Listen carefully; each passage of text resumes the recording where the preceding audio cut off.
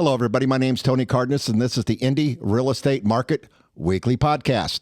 Today, we have Justin Griffith with Keller Williams back on the show. He's been gone for a few weeks because he's been out at the home show. How you doing, Justin? I'm doing well. Kyle Morris with FC Tucker.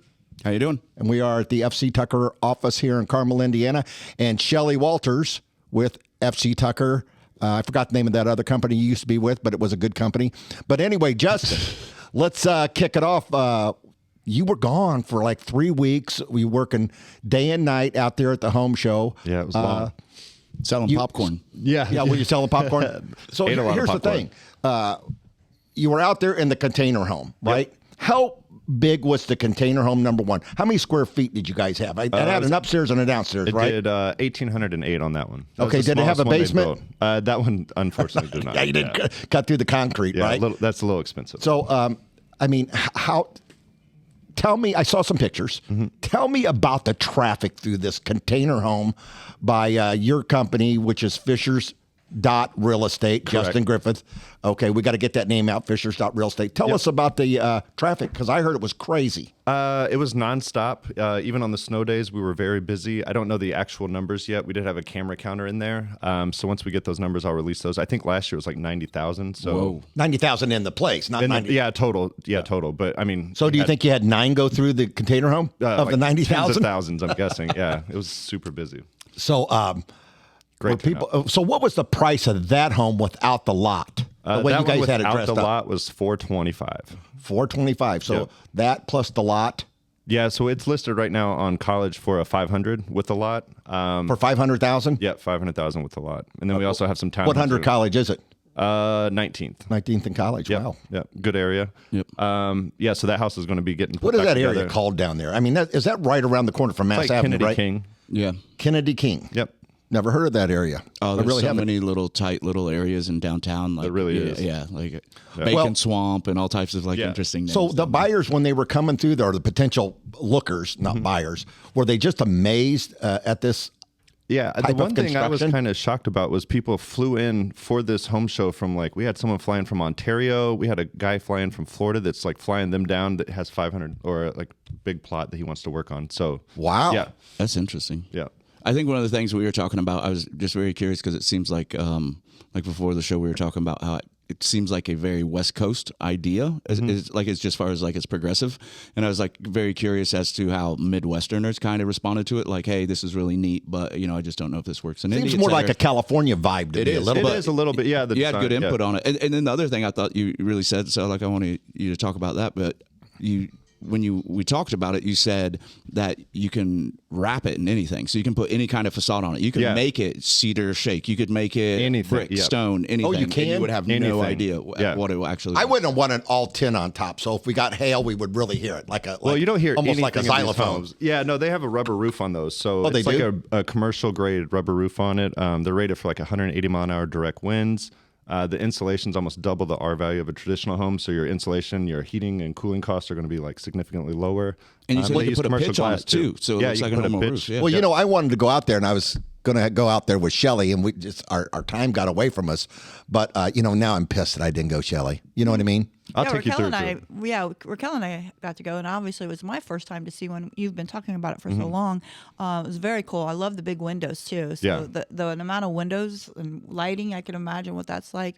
Your upcoming plan for the duplexes, that looks fabulous. Yeah. I love the rooftop part Yep. where you can go out and hang out, and especially if that was in the city view or anything. Oh, absolutely. But yeah, I think it has a different vibe as well. And I can imagine a lot of people coming through the home show were probably also thinking on the other spectrum of what the heck is this? There's Yeah. always people that are like, I don't think so. I can't change my ideas. So it's for a certain clientele. Oh, absolutely. Yeah. I feel like most of the negative feedback was more older population, and I think it's just so. Yeah, but let new me and ask you a different. question. When it comes to negative, what kind of negative things did you hear? I just don't.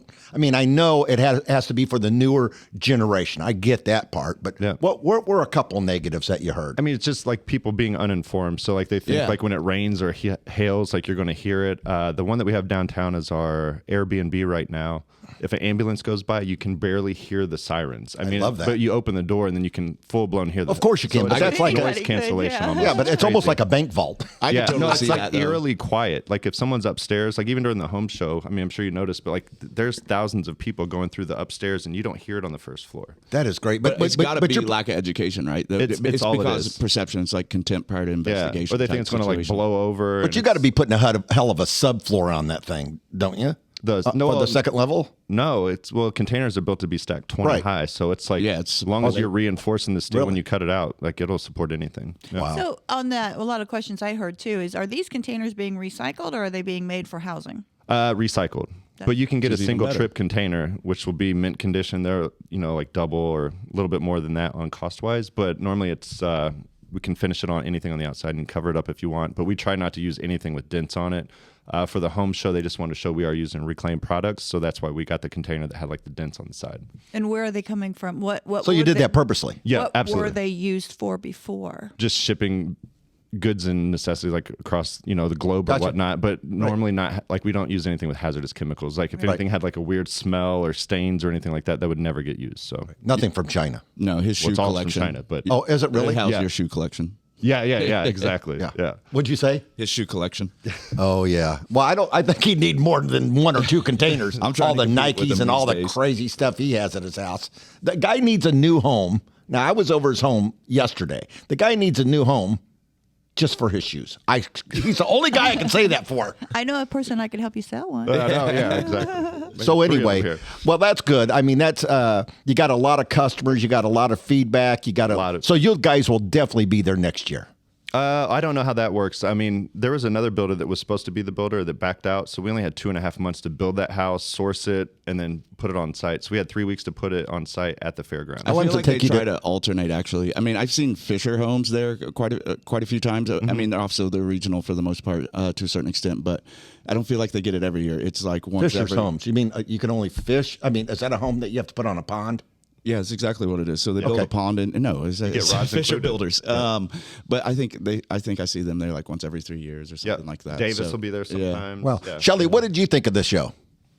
Unfortunately, Raquel and I got there a little late, so we were flying through Oh, were looking you? at things as much as possible. And a lot of people were already packing up Yeah. a little early. I know Yeah. it's a long show. I used to Mm-hmm. work those shows as well, and they are long shows. But it's just a great place to go if you get the opportunity to go to any of the home shows, Homerama, anything, just to see the trends and also just to meet. What- One of the things I wanted to do is meet new vendors, like Absolutely. finding people that I could Right. use for my Do some business clients. with. Well, I just want to see who's out there who's in different genres or whatever, right. so that I can help my clients. So one of the reasons I go there is to get cards and meet people in different industries so that I can help my clients. Deck builders, concrete, Different technologies too. Like the foundation for that container home was like bolt-a-block. So it's like you bolt the foundation together like blocks. Yeah. So you don't have to pour it, and then you can literally take it with you when you That's leave. crazy. I wonder if they'll do a 3D printing house next year because that's a thing now Yeah. too. Too. Yeah.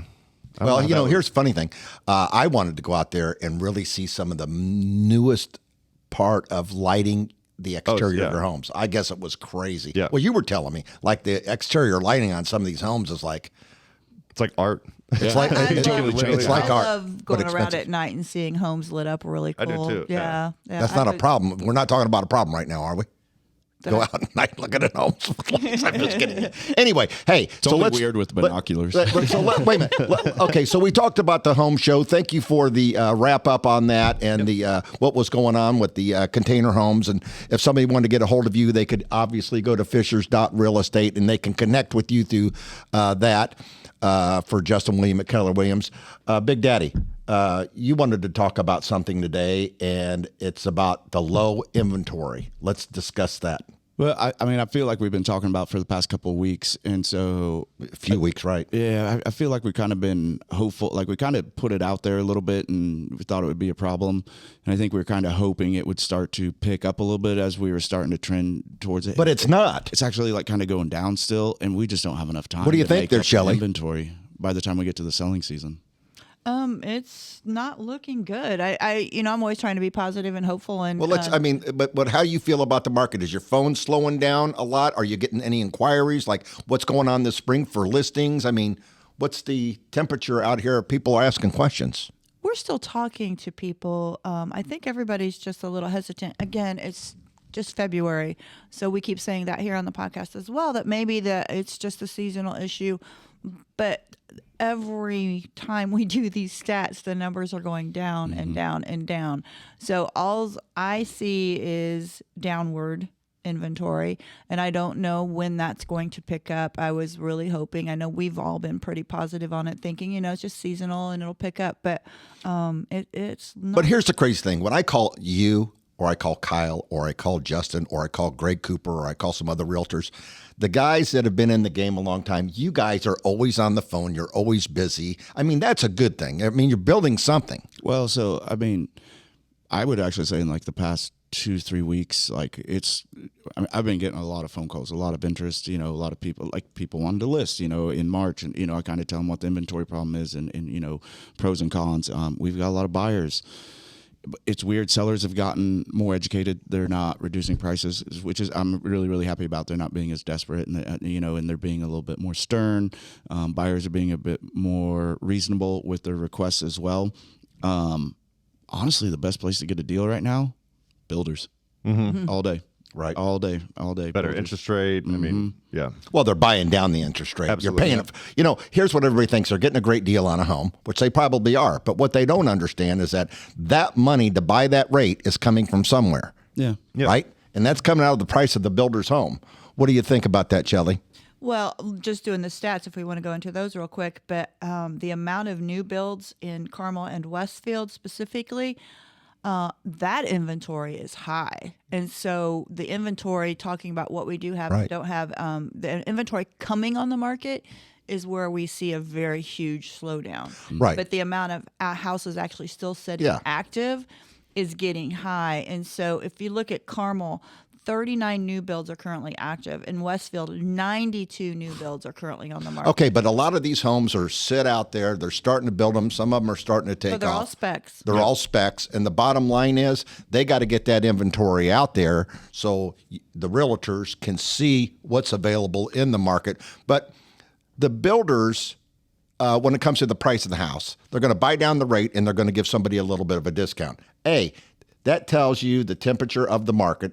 Right? Obviously it does. Yep. Okay. That somebody out here that is buying a home that's being under construction or going to build, this is where they need a realtor in my eyes. I built a house and I'm going to tell you something. I didn't know what the hell I was doing. And I know real estate, but I know the other side of real estate. I just know the numbers and things like that. But they need somebody like you, Shelley, to walk through the house, tell them what to expect, what not to expect. Don't freak out when something's not done. I mean, this is where people need this help on these builds. Yeah, we're their advocate for sure, but there's a lot of money you're spending, and you need to know if you're doing it correctly or if it's being done for you. Timeline as well. I literally just had another conversation last week with somebody about this, and I know we harp on it and say that you should be represented by your buyer's agent, but buyer's agent. Exactly. This particular person said to me, she's like, I had no idea we could. Yeah. She said, I thought that our person helping us is the person. I walked into the model and I was talking to that sales rep. That's my representative. And I'm like, no, that's this. The builder's representative. Yeah. Sales agent. So I mean, I don't know how we can continue to educate and say this, but we say it all the People time. got to know. I know. But she just said, I didn't know we could. And it's like, actually, you should. Yeah. Well, new homes have issues too. Like that's one thing people don't understand. It's like you can get a home inspected and then find something wrong. And this is a builder that you're paying a lot of money for that, they're didn't giving do you a something warranty, to code. right. Or there could be like bad sloping in the basement where the drain's going to back up every time. And it's like inspectors will find those things. Absolutely. Well, and you should do the 3-point inspection where you do the one before drywall, before all the walls close in. Absolutely. Yep. And when we do those, it's not uncommon to get back 2-3 major items that are going to be closed into the walls if That you didn't you would not see know. that. Yeah. So extremely important, and we know the process and how to help you, and you're paying for it in the price of the house. Period. Yeah. It doesn't cost the person to go buy the house with you from the builder because the builder participates and takes care of the agent for all the work. Yeah. And you have the professional experience to walk through there and tell them what to do and what not to do. Shelley, in your career, how many construction jobs do you think you've done? I don't know if it's 10, 20, or 30, or 100. Right. I have no yeah, idea. I'm not quite sure how many, but we've been in the business for 14 years, so probably 5 to 10 a year. Right. And it changes every year as well, how the building is going on. And I just, if we could switch over to for sale by owners as well. Oh, yeah. Let's touch on that before we go to the traffic report on what's selling and what's not selling. Let's talk about the FSBOs, for sale by owners, Well, real this quick. is a real world issue that I was put into the middle of last week, and a buyer went out, and buyer I did not know or know anything about. I was brought into at the very end to see what I could do to help. The buyer went to the for sale by owner, made an offer, got the accepted purchase agreement, and then in that purchase agreement, of course, you get to do your inspections. She did the inspections. She came back to the seller and asked for them to do, and there was 2 or 3 major items. The seller said, "I'm not doing anything." So it fell apart, and the seller kept the earnest money. They were the holder. Oh, wow. And the seller kept the earnest money. Mm-hmm. And the deal fell apart, and she lost her $4,000 in earnest money because the seller would not return it. And they're like, "Well, what can I do?" I don't know where it's going to go, because I said, there's really nothing I can do. I can talk to you about how it should have gone, Right. Yeah. but I can't help you. Right. But if you're going to do a for sale by owner, just because they are trying to sell it on their own, you actually need to have representation. As Have a an attorney buyer at minimum. as well, Right. something. I mean, it cost her $4,000 when it shouldn't have cost her anything. She should have So she Learning lost the mistake. $4,000 in the deposit? her earnest money because the seller and her did not agree on who should keep it. Well, she needs to get an attorney and Well, fight that and like battle. I said, that's You're not right. something I know what's going to happen in the future. Right, but if you had that's going on. representation, like you said, That would but here's never- the other thing, too, Never on for sale by owners that they don't understand. They're probably losing money Yeah, it's probably because not they're priced not well. in the open market. Okay, so a guy thinks, well, I'm saving 5, 6, 7% subject to the deal, and all of a sudden, it's 6% on, I'm just making this up, on $400,000. He thinks he's saving that money, and the next thing you know, he's lost that plus more because he didn't get the market value out there with you guys marketing the house properly. What the heck is going on with these kind of things? I mean, it happens. I mean, it's You get the other side too. People like listen way too high. I mean, yeah. I mean, how do you control people who think they know more than a trained professional? Like, I mean, we see it with cars, we see it with technology, we Right. see it with everything. So, like, it's not a reach that it would happen here. The only problem here is, like, we're not talking about $500 or $1,000 difference. You're talking about A lot. $20,000, $25,000, $30,000 potentially. But I understand where it's bred out of. I absolutely do, because it just exists in all our society. I just wish it didn't happen, not for me, but mainly because, to Shelley's point, I get called in to clean up the mess with the questions, and it's hard to navigate a situation that was avoidable from the beginning. Yep. Because once you're in a contract, it's super, super easy to navigate. Once you know what to do, you know the parameters, you know how to hold people accountable, you know your timelines, you know what can and can't be done, and when they can't do it and they do it, how to hold them accountable. I wouldn't be able to repeat that right there.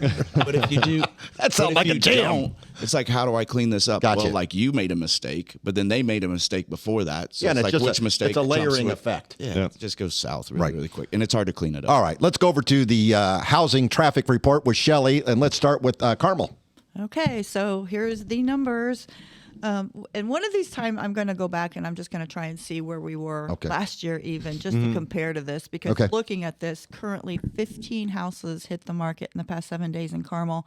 How many sold? I remember that used to be like 45. Yeah. How many sold? Regularly. 5, 6, 7 weeks ago, we were starting to decline, but Yeah. now it's just staying. Well, we're here. in the real world right now. Yeah, 7 sold in that 7 days of the 15. So, How many we have total in Carmel? well, we currently have 91 active. Like I said, 39 are new builds, so only 52 are resales. 62 have sold in the past 30 days, so that's a lot. That was anywhere. That took a lot of inventory off the market, right, Shelley? Well, and that's where we look at this. The amount of houses coming on the market by the amount of houses that are selling, it's just depleting rapidly. So whatever's hitting the market is not keeping up with what's selling. So 62 houses sold in the past 30 days.